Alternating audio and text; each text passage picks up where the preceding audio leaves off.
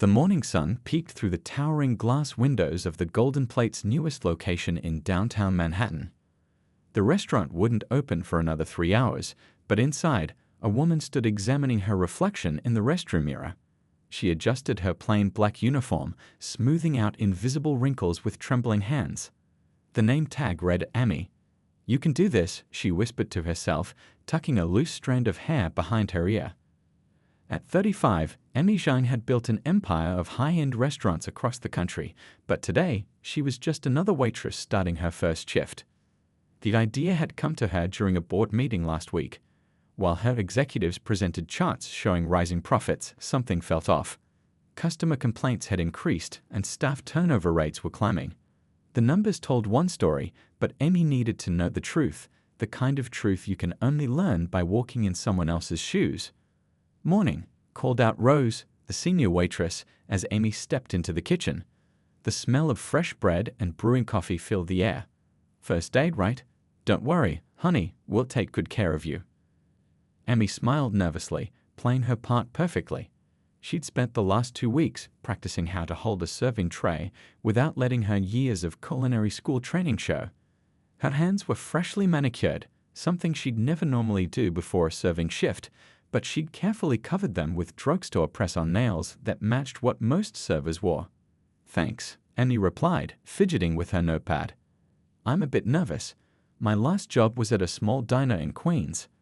Rose laughed warmly, her eyes crinkling at the corners. "Oh, trust me, fancy plates and expensive wines aside, people are people everywhere. You've probably seen it all already."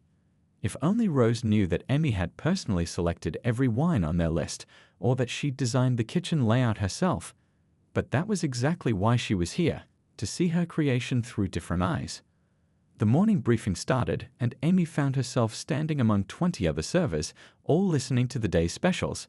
She scribbled notes furiously, though she knew every dish by heart. After all, she'd spent months perfecting these recipes with her head chef. "And remember," the floor manager said, wrapping up the briefing, "the owner might drop by this week for an inspection. Everything needs to be perfect." Amy bit back a smile as her colleagues straightened their postures. She'd never announced her visit.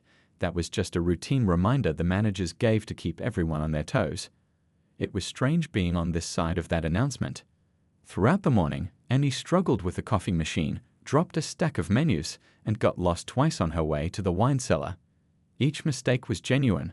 Running a restaurant empire didn't prepare you for the physical demands of serving. Her feet already ached in the regulation non-slick shoes, so different from her usual designer heels. But it was the interactions with her co-workers that truly opened her eyes. During their brief breaks, she heard stories about childcare struggles, about second jobs, about dreams of opening their own small cafes someday. These weren't just employees. They were people with rich lives and aspirations, just like her before she'd made it big. "Watch out for table 7, Rose whispered to her during the lunch rush. "That guy's here every week, always complains about something. But don't let him get to you. We've got your back." Amy nodded, feeling a warmth spread through her chest. This was exactly what she'd hoped to learn. The real dynamics, the unwritten rules, the small kindnesses that kept everything running smoothly. As the day progressed, she made more mistakes, received both harsh words and gentle guidance, and experienced firsthand the physical and emotional toll of serving others. Her designer watch, carefully hidden under her sleeve, showed only 4 hours had passed, but it felt like days. Just before the dinner rush would begin, Amy took a moment in the break room, sipping water from a paper cup. Her feet were blistered, her back ached, and she had a newfound respect for every server she'd ever met. Tomorrow would be even more challenging. She'd be handling the dinner service where the real drama usually unfolded. Little did she know that her second day would bring an encounter that would change not only her perspective on her business, but also remind her why she fell in love with the restaurant industry in the first place. But for now, she just watched her staff prepare for the evening ahead, their synchronized movements like a well-rehearsed dance, each person playing their part in this grand performance. She smiled to herself, already making mental notes about changes she'd implement. Better break room chairs, for one. These were horrible. And maybe it was time to revisit the staff meal policy. But most importantly, she needed to find a way to preserve this sense of family she'd witnessed today, even as her restaurant chain grew larger. The dinner rush was about to begin, and Amy stood ready at her station, notepad in hand. She might be the owner, but right now, she was just Amy the waitress, about to learn the most valuable lessons of her career. The evening air buzzed with excitement as Blacktown cars pulled up to the Golden Plate's entrance one after another. Amy had just finished arranging fresh flowers at her assigned tables when Rose rushed over, looking slightly worried. "Hey, new girl," Rose whispered, straightening her apron nervously.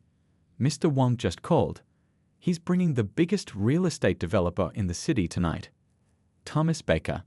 They're booking the private dining room." Amy's heart skipped a beat. She knew Thomas Baker all too well. They'd crossed paths at numerous charity events, though thankfully never face to face.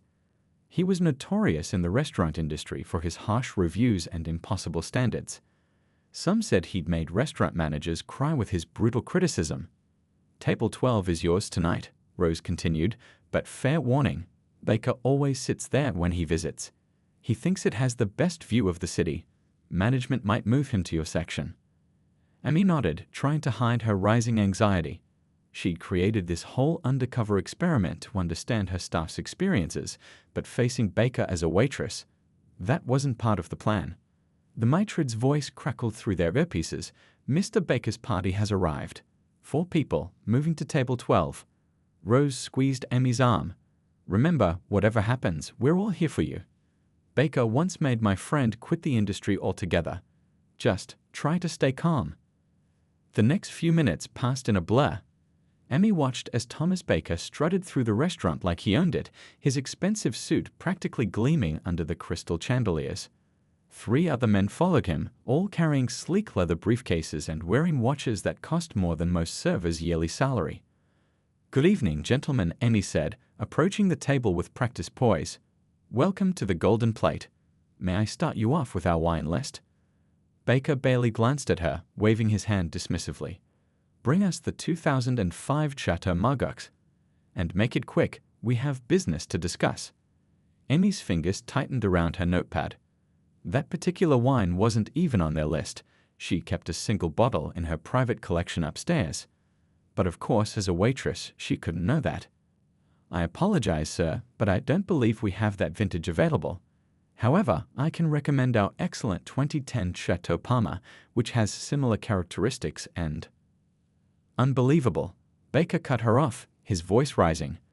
"This is supposed to be the best restaurant in the city, and you can't even provide proper wine service? Get your sommelier. Now."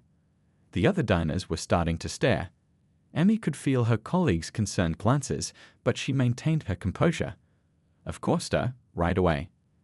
As she walked to find the sommelier, she overheard Baker complaining loudly about incompetent staff and declining standards. The irony wasn't lost on her. She'd personally trained their sommelier. The next hour became an exercise in patience. Baker found fault with everything. The temperature of the bread, barely warm. The spacing between courses, rushed. Even the way Annie poured water, amateur technique. His companions seemed embarrassed by his behavior, but none dared to speak up. "Do you even know what proper service looks like?" Baker demanded after Amy suggested their house specialty for the main course. "I've dined at Michelin-starred restaurants across Europe. I personally know the owner of this establishment, and I can assure you they would be appalled by this service." Annie bit her tongue, fighting back a smile. If only he knew. The other servers watched the scene unfold, their faces a mixture of sympathy and anger. Rose had tried to switch sections with Amy twice, but Amy had declined. She needed to experience this firsthand.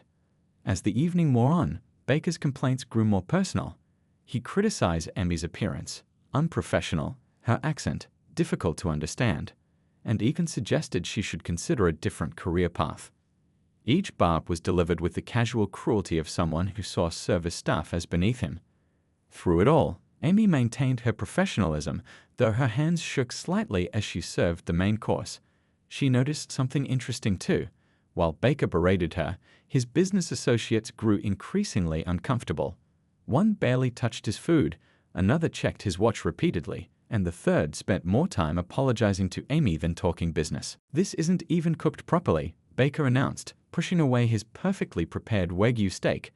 "I want to speak to the owner. I've had enough of this amateur hour." The other diners at nearby tables had long since gone quiet, watching the drama unfold.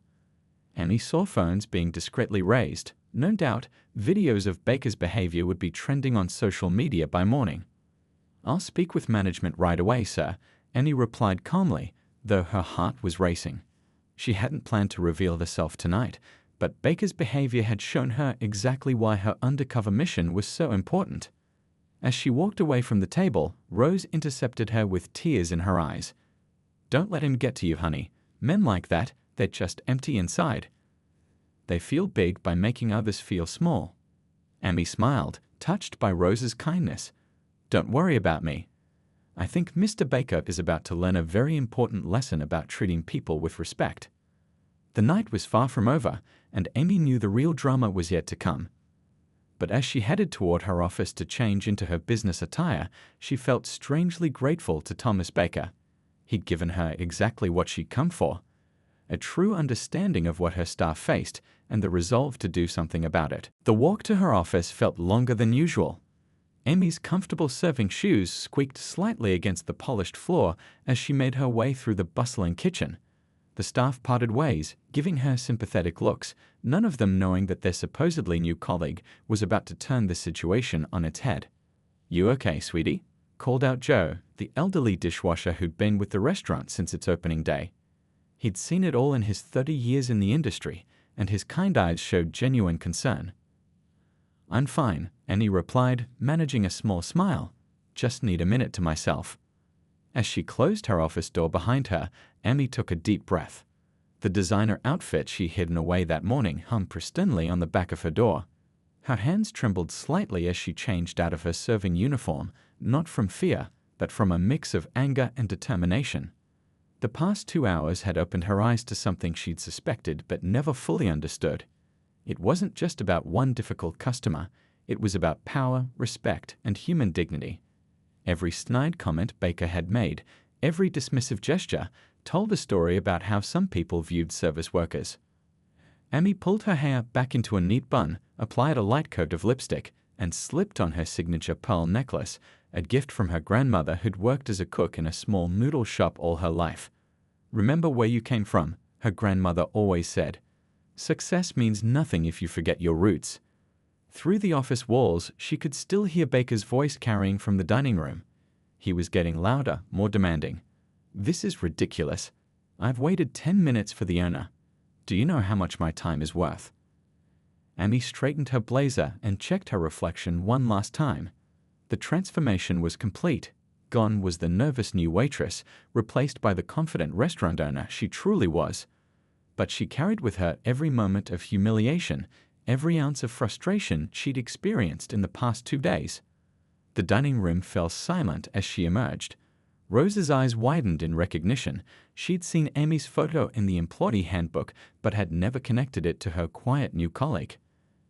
Other staff members froze mid-task, watching in amazement as their undercover boss walked purposefully toward table 12. "Mr. Baker," Amy's voice rang clear and professional across the now hushed restaurant. "I understand you wanted to speak with the owner." Baker turned, his face flushed from his tirade. Finally, someone with actual author.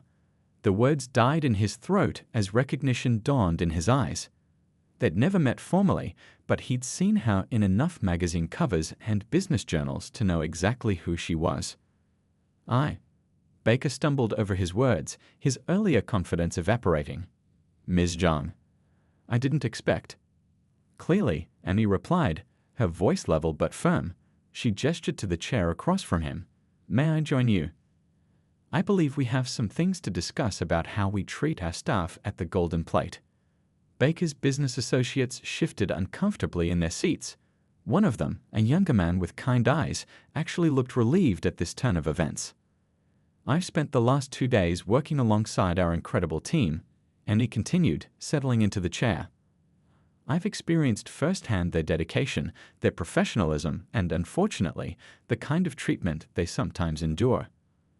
The restaurant remained pin-drop quiet. Even the kitchen staff had emerged to watch through the surface doors. But you know what amazes me most? Amy leaned forward slightly. Despite your behavior tonight, not one of my staff responded with anything less than professionalism. The wine you demanded?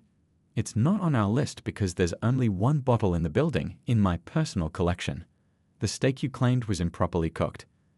Our chef has 3 Michelin stars. The service you called amateur.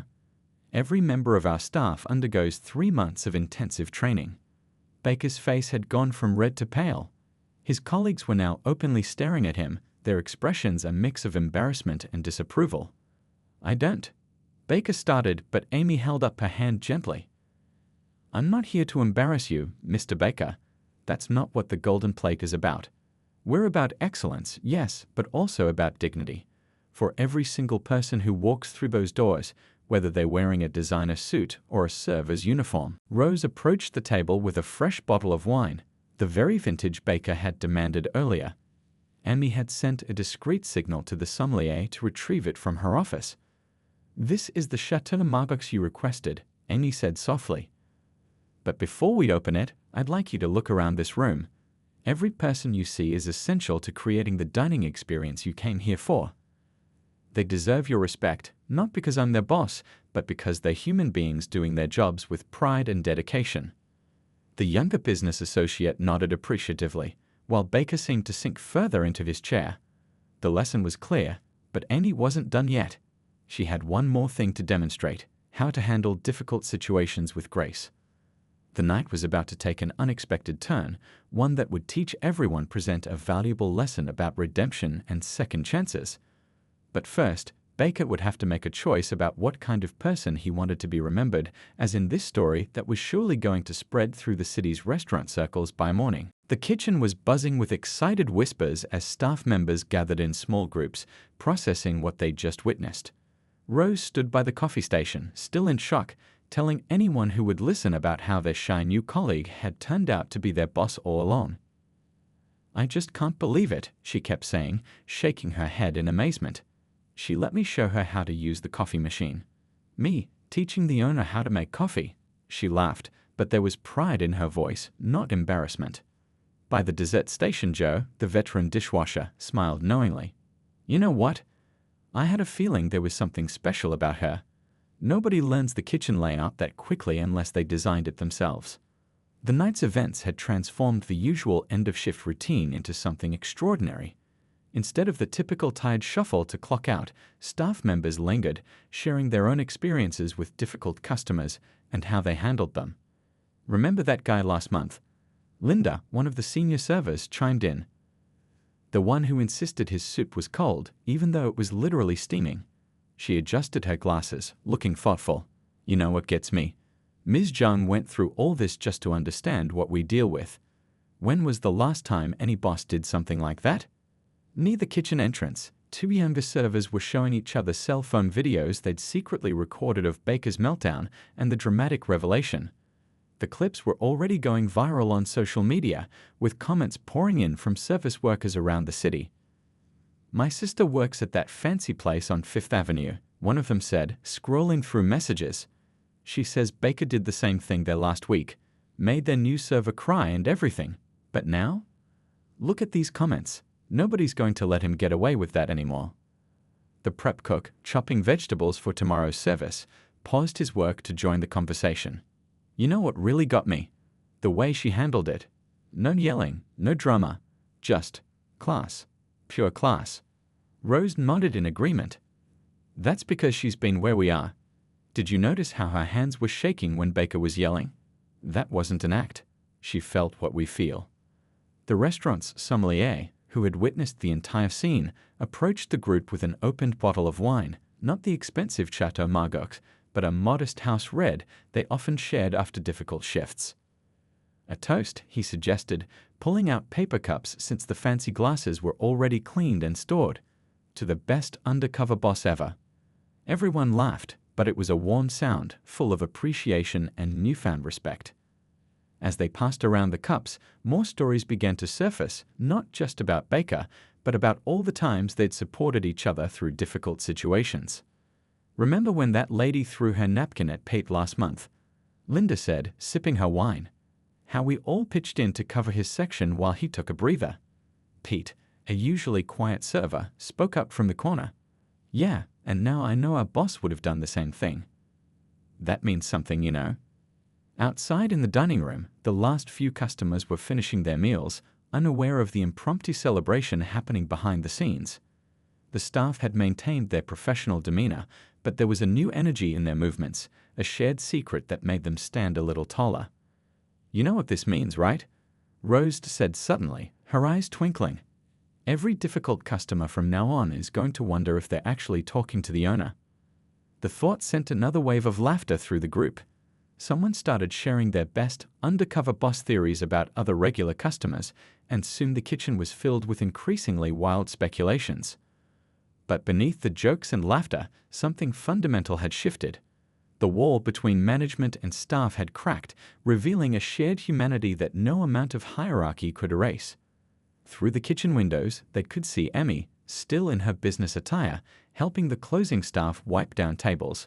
Even after revealing her identity, she wasn't above doing the work. If anything, she seemed more comfortable now that she didn't have to pretend. You know what the best part is? Joe said, his wise eyes crinkling at the corners. Baker's probably never going to treat another server badly in his life. Some lessons stick with you forever. As the night wound down, staff members began gathering their belongings, exchanging knowing looks and warm goodbyes. Tomorrow would bring new challenges, new customers, and probably more difficult moments. But something had changed. They weren't just employees anymore. They were part of something bigger, something more meaningful. Rose stayed behind to help Amy with the final cleanup, their roles now forever altered, but their connection stronger than ever. As they worked, they could hear the fading sounds of their colleagues heading home, their voices carrying traces of laughter and shared triumph. The story of what happened at the Golden Plate that night would spread far beyond their walls, but the real change had already taken place in the hearts and minds of everyone who witnessed it. Sometimes the biggest lessons come from the most unexpected teachers, even ones wearing a server's uniform. Back at table 12, the atmosphere had shifted dramatically. Baker sat in uncomfortable silence, his earlier bravado completely deflated.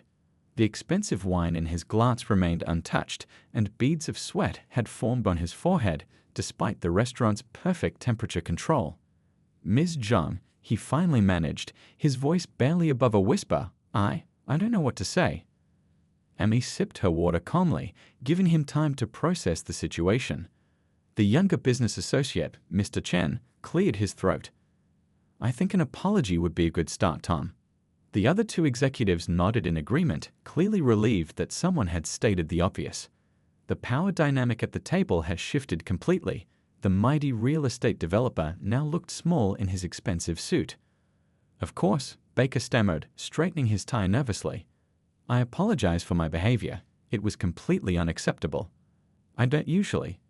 Actually, Emmy interrupted gently, according to our records, you've visited us 8 times in the past 3 months. Each time there were incidents. She pulled out a small notebook, the same one she'd been taking orders in all evening. Would you like to know what our staff wrote about those visits? Baker's face paled further. One of his colleagues suddenly became very interested in his napkin, while another checked his phone, clearly uncomfortable. That won't be necessary, Baker said quickly. I understand how inappropriate my behavior has been. Emmy leaned forward slightly. Do you? Because understanding isn't just about acknowledging a mistake, Mr. Baker. It's about recognizing the impact of our actions on others. As if on cue, Rose appeared at the table with fresh water. Her hands trembled slightly as she poured, but her head was held high. Emmy noticed Baker couldn't even meet her eyes. Rose, Emmy said warmly, would you mind sharing with Mr. Baker what happened to Katie after his visit last month? Rose straightened up, finding her courage. Katie was our trainee server. After Mr. Baker's comments about her capabilities, she quit the industry altogether. She'd worked 3 jobs to put herself through culinary school, but one night of being told she was worthless made her give up her dream. The younger executive, Mr. Chen, put down his fork with a distinct clink. Tom, I can't be part of this deal if this is how you conduct business. My grandmother worked as a server for 40 years. She put our whole family through college on her tips. Baker looked like he'd been slapped.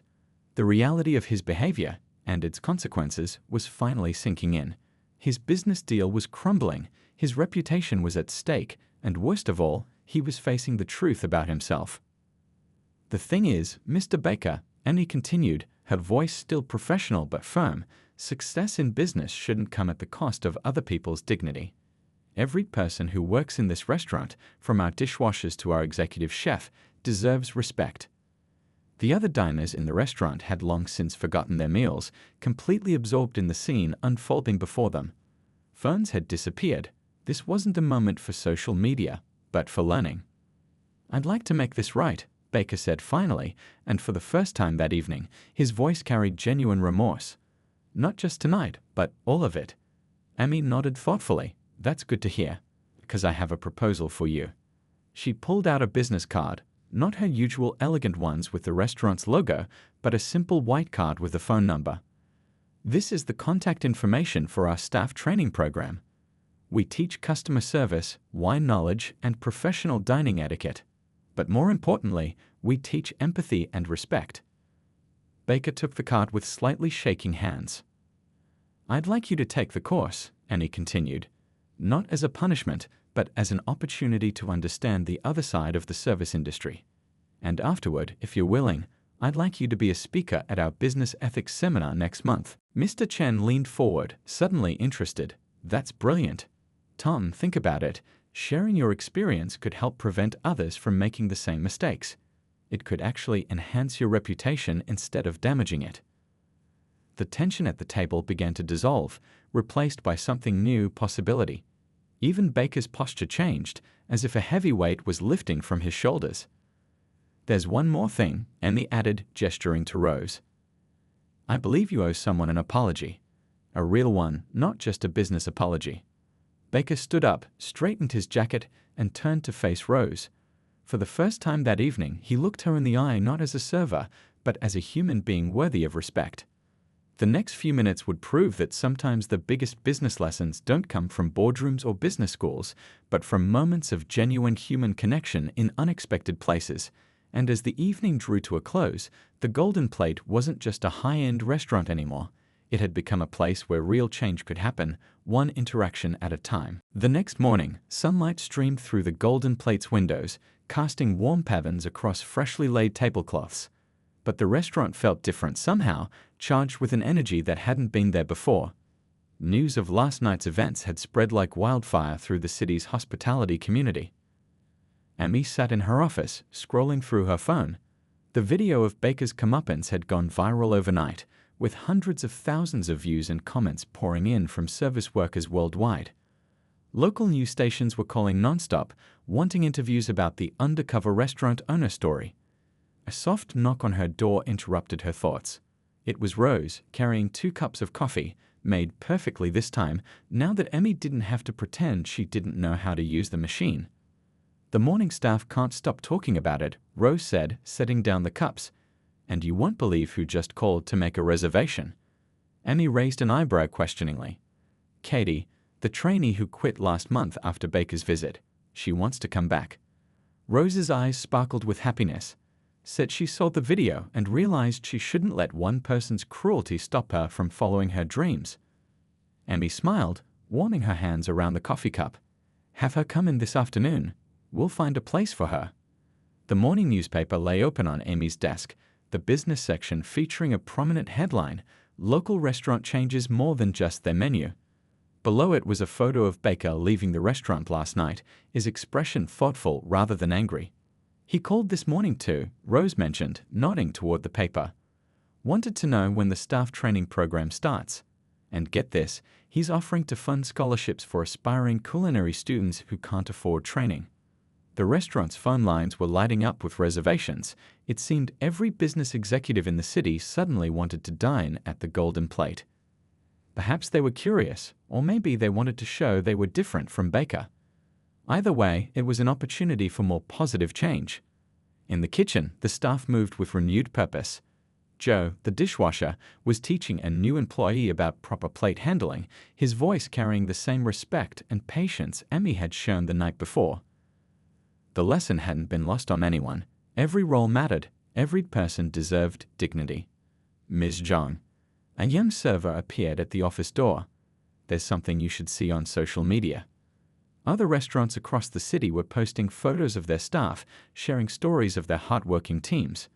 The hashtag Respect Service Workers was trending, with people from all walks of life sharing their experiences in the industry.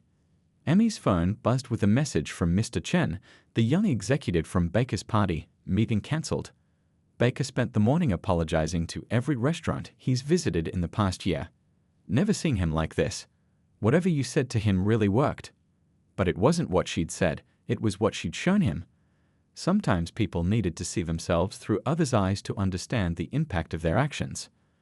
By lunchtime, local restaurant owners were calling, wanting to know more about Amy's staff training program. She'd started it years ago, but now it had the attention it deserved. Even celebrity chefs were reaching out, asking how they could support the initiative. "We should do something special," Rose suggested during their afternoon break. To celebrate how things have changed.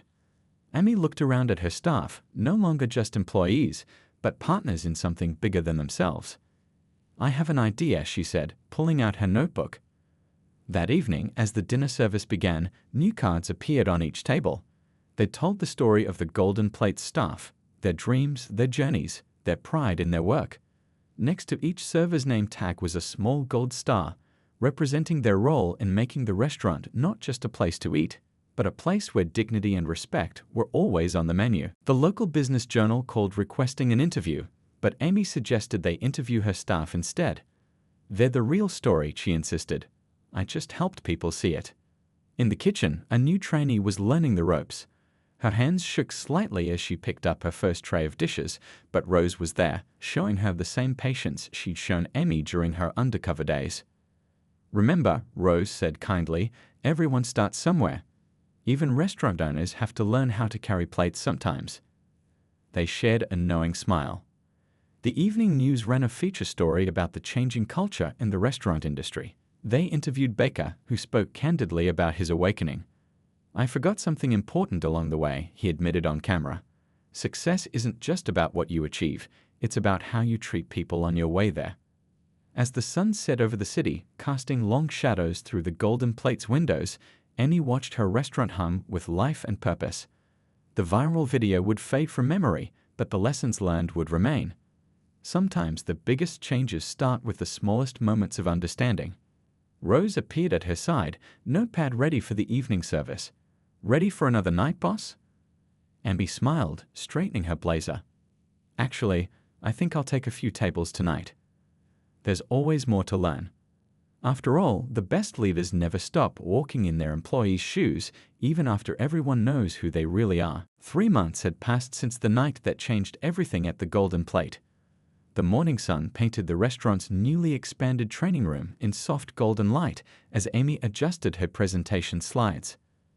Today marked the first graduation ceremony of their enhanced staff training program, and the room was filled with an excited buzz. The faces in the crowd told a story of transformation. In the front row sat Baker, no longer the arrogant businessman who had caused such a scene, but a humbled mentor who had spent the past weeks sharing his journey with others. Next to him was Katie, the former trainee who had returned stronger than ever, now preparing to take on a leadership role in the restaurant. "Who would have thought," Rose whispered to Amy as they watched people file in, "that one difficult night could lead to all this?" The training room itself was a testament to change. Photos lined the walls, not of fancy dishes or celebrity guests, but of staff members in action, each picture telling its own story of dedication and pride. Below each photo was a quote, sharing wisdom gained from years in the service industry. Amy stepped up to the podium, remembering her days in the server's uniform. Those memories now informed every decision she made as an owner. 3 months ago, she began, her voice warm and clear. "I learned more about my own restaurant in 2 days as a server than I had in years as an owner." But the real lesson wasn't about restaurant operations, it was about human connection. In the audience, Joe, the dishwasher, sat proudly with his daughter, who had just enrolled in culinary school thanks to one of the new scholarships Baker had funded. The program, aptly named Every Role Matters, had already helped dozens of aspiring restaurant workers pursue their dreams. Today, Annie continued, we're not just celebrating the completion of a training program. We're celebrating a new understanding of what it means to be in the service industry. Every person who walks through our doors, whether they're serving or being served, deserves respect. The local restaurant association had taken notice. What started at the Golden Plate had sparked a citywide movement. Other restaurants had adopted similar training programs, and customer satisfaction scores across the city had soared. More importantly, staff turnover rates had plummeted as workers felt more valued and respected. Baker stood up next, adjusting his tie, no longer a power move, but a gesture of genuine nervousness. "I used to think success was about power," he admitted to the room. "Now I know it's about empowerment.